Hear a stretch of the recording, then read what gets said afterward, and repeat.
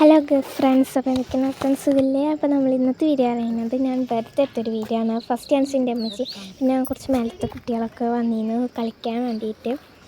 അപ്പോൾ ഞാൻ എടുത്തൊരു വെറുതെ ഒരു വീഡിയോ ആണ് ഗൈസ്. ഇതാണ് നമ്മുടെ ഇവിടുത്തെ ചിക്കുമരം. പിന്നെ ഞാൻ എന്നോ കുഴിച്ചിട്ട ഏതൊരു മാങ്ങമരമാണ്, അത് ഇത്ര വലുതായിട്ടുള്ളൂ ഗൈസ്.